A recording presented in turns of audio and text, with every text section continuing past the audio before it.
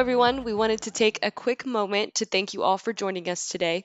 This podcast was recorded and is made available to you by Whitley Penn LLP and WP Wealth LLP solely for informational purposes.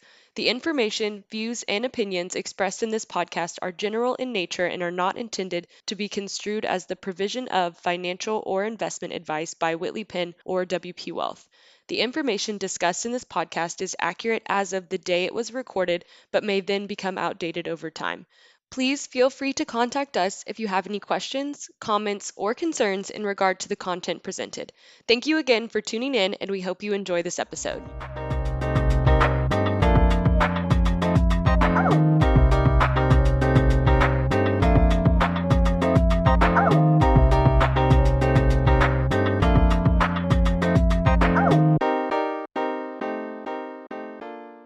Welcome back to Whitley Penn Talks. It's your host this week, Matt McGee. I'm joined by managing partner of our wealth group, Tom Ryan, and we're here to discuss the upcoming election, taxes, government spending as it relates to investors. So taxes. Taxes are a real centerpiece of the upcoming election. You have a pretty unique perspective given that you were a tax partner before starting WP Wealth. What are some of your general thoughts on taxes and what to expect in the next couple of years? Great, and thanks for having me back, Matt. Obviously, during the COVID crisis, there's been ripe categories for discussion as it relates to investing in capital markets, and obviously as we are narrowing in on early November and Election Day, we're hearing the candidates really communicate their platforms, and taxes is certainly one of the major platform planks of the Democratic Party as we start understanding what a new administration will look like. So certainly taxes are relevant.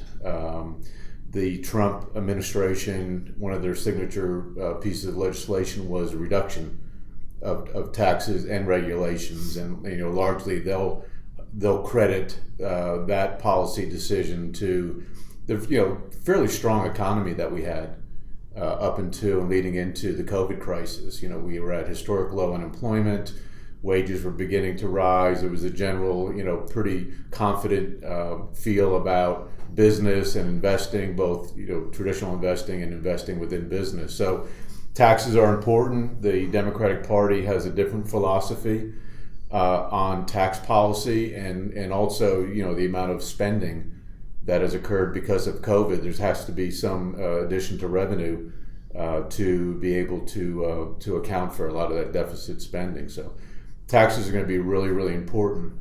And I'd say, and I appreciate your comments about my background, and as a tax partner with the firm before starting our wealth group. So taxes are very important to what we do here at WP Wealth, and it's within the fiber of how we think about managing client relationships and trying to add value through tax planning. And I would say generally that tax revenues collected by the government is traditionally stimulative to economic growth. So when you just think about how the economy works, the more funding that the government gets, the more spending that will occur. And when you get a multiplier effect of spending, generally that's stimulative. Mm-hmm. Governments typically don't save, they're spenders. So, I would say, so on the margins, if a party or a political party comes in and adjusts taxes higher on the margin, that's probably stimulative. Because you think about it, if you're taking taxes from higher net wealth individuals or higher income folks, you're probably on the margins taking that out of savings. Because if you make a significant level of income, you consume what you're going to consume. There's typically excess income that goes to savings. So if that marginal tax comes to the cost of savings, that's probably stimulative, because saving is contractionary to an economy. So on the margins, it's probably stimulative.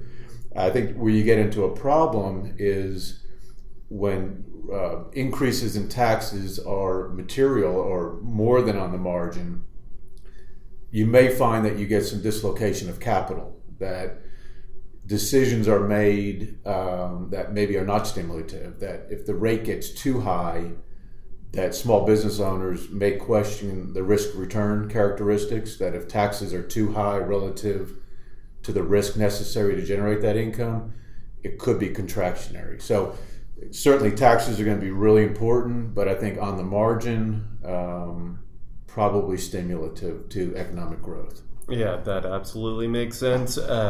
While taxes may be a centerpiece, there's obviously no guarantee that even with a new president, the taxes will change.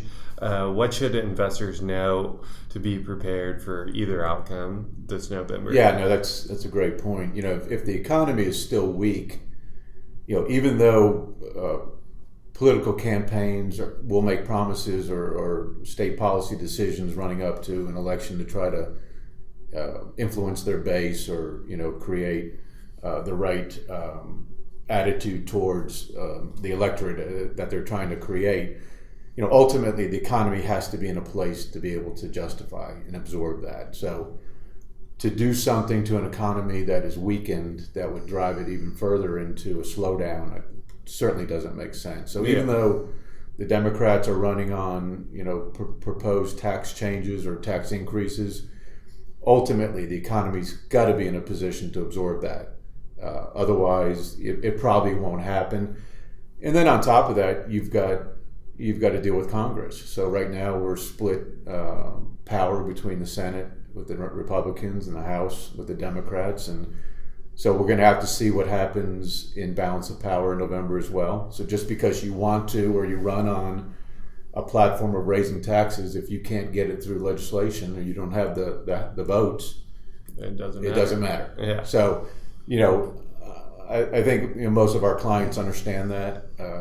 Obviously, the news as it evolves will give people different thoughts and opinions about the probability of that, and they'll react to it. Whether it's doing some estate planning, if they sense that the exemption credit is going to change, or recognizing capital gains, if capital gain rate's going to go up, they'll react to it based on the information that they have. Yeah, you've hit on a lot of this, but the government spending being stimulative, the economy, what are your observations on government spending as it relates to investors and capital markets? Yeah, so I made the comment earlier, government spend, they're not in the business of saving. No. So even though you may hear some talk about balancing budgets or reducing spending, there hasn't been an administration in my lifetime that has actually spent less than the previous administration. So government spending is stimulative to economic growth. There's probably a balance between spending too much and not spending enough relative to inflation and interest rates and things like that. But both parties are going to spend. We saw it in the Trump administration with the deficits, even pre-COVID. We were running $1 trillion deficit budget, and certainly every administration prior to Trump, it's been the same. I guess the question is, who is the beneficiary of that spending? And I think that definitely differs. So, spending from a Trump or Republican administration, probably the recipients of that probably are business, either in the form of tax cuts or incentives or credits or deductions, which ultimately is in the form of spending. And probably, in a Biden administration, it's probably more the individual taxpayer, focusing on getting benefits or tax attributes to lower income electorate. So certainly the beneficiaries of the spending may differ, but both administrations will spend, both parties spend. And again, spending, I think, is really highly stimulative to economic growth generally. Mm-hmm. We talked a lot about taxes and government spending. Wanted to take a quick second and talk about what the Federal Reserve has been doing as it relates to capital markets and investors. Yeah, so the Fed has been very active this year, largely in response to COVID, but even before then, had been very accommodative to economic growth. Coming out of the Great Recession of 08, 09, the economy really never, got fully functioning and operating on all cylinders. We've been at extremely low interest rates for the last 10 or 12 years. The Fed balance sheet that was expanded through accommodative measures back in 08 and 09 really hadn't materially shrunk.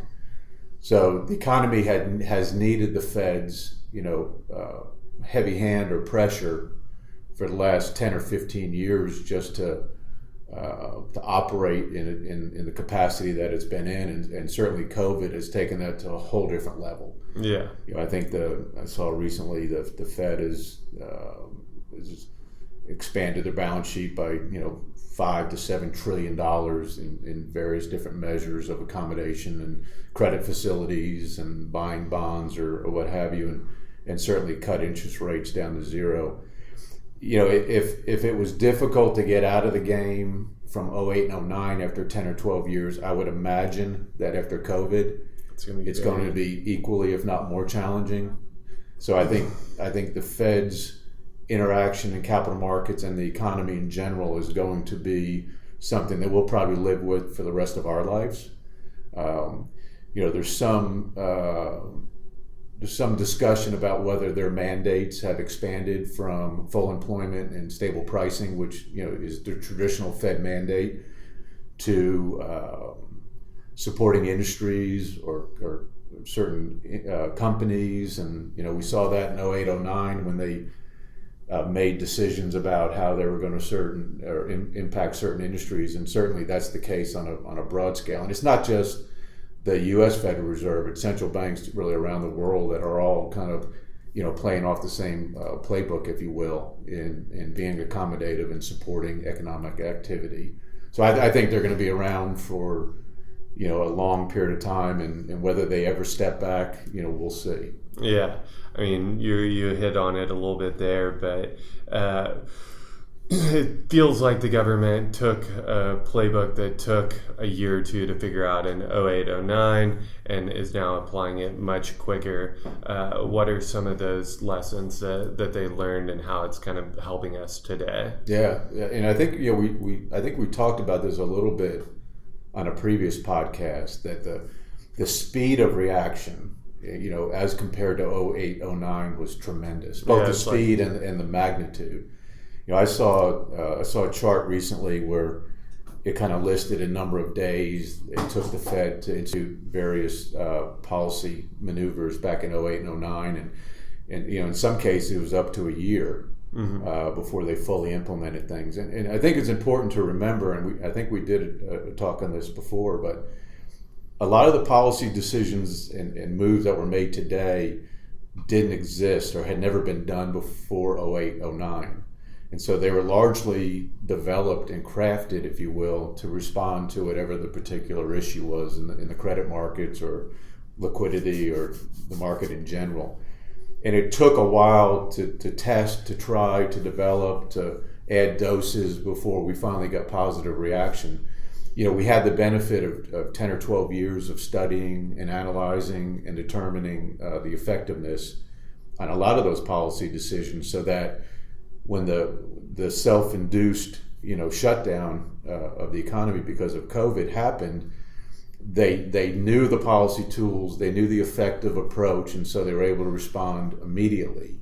And we've seen the charts. I think it was a 10-day period between the bottom and the Fed interaction, and when the markets turned and started going up, it happened very quickly. And I think largely it was because of the speed and the degree of effect that the Fed was able to apply to the economy this time around, via lessons learned from 08, 09. Yeah, you have to imagine that we'll learn a ton from this experience as well. Yeah, no, I think you're right. I think they, more so this time on Treasury decisions, on, the government going directly out to the consumer, if you will, and providing that life support on liquidity, whereas the Fed has traditionally kind of been behind the scenes in the plumbing, if you will, on capital flows with the major banks and with liquidity needs of organizations. Yeah, absolutely. This is a very different conversation than typical investment returns and markets, but something we know that investors are definitely concerned about. So we wanted to hit on all the things that we just did. What are some of your closing thoughts on taxes, the election, another round of stimulus as we near closer to the election in November? So I would say generally, both parties want to be perceived as the source of helping out those in need. There's nothing better than to be a giver of support right before you're asking for a vote. Absolutely. What's interesting now, I don't know, this is round 4 or whatever that is being debated in Congress right now as far as aid or stimulus, whatever you want to call it, package. But it is turning political because of this season. So without a doubt, there's need. The enhanced unemployment benefits have run out. A lot of the other individual supportive measures are either have run out or coming to an end. PPP and the things like that. And both parties are using this opportunity as a way to address the needs of their constituents, but add some carrots and caveats in there that are trying to accomplish their own particular goals. The longer that goes on, the public will put an opinion about who the good and the bad guys are in this, but ultimately there's no doubt that there's still a lot of pain out there and there's a lot of need for support. And I would imagine that both sides will claim victory at whatever is done, and that they were the adult in the room, if you will, in leading the charge to get the outcome that supports and helps as many of the constituent as possible. So I think, and as we've mentioned before, this is not just isolated to United States. I mean, it's the same issues around the world. Everybody is suffering. There's going to be a lot more needs that need to be resolved and taken care of. So, kind of understand the political nuances as they are, but ultimately I think we're going to see something get done that will help support. I think what's interesting is, through all the noise and commotion and volatility that we've seen, it goes back to some of the things that we talked about in some of our initial podcast about developing a plan, having an actual strategy, and understanding the framework upon which your own personal wealth situation is dependent or reliant on the economy. And I think that's those are the clients that we've worked with, those that have the opportunity to work with other advisors that really focus on the plan, probably have fared better to this point. I think the markets are largely back to their pre-market meltdown highs or above that, and so it just goes back to it's really impossible to take bits of data in the current environment and make decisions and be right about them. The market is so fluid, things change so quickly, that as long as you're fundamentally leaning on a plan that you've developed and it's been well thought through and the time frames are appropriate, you're probably in a better position, and it takes some of the anxiety or the need to react or move away. And I think certainly we've seen that with our clients, and I'm sure other investors or folks with managing wealth that have bounced that off of a logical plan have probably had a similar type of response and reaction to it as well. So. Absolutely. Well, if you like what you heard and interested in discussing your financial plan, you can find us at wpwealth.com, Apple Podcast, and LinkedIn. Tom, thanks for doing this. Great. Thanks for having me. Look forward to doing it again.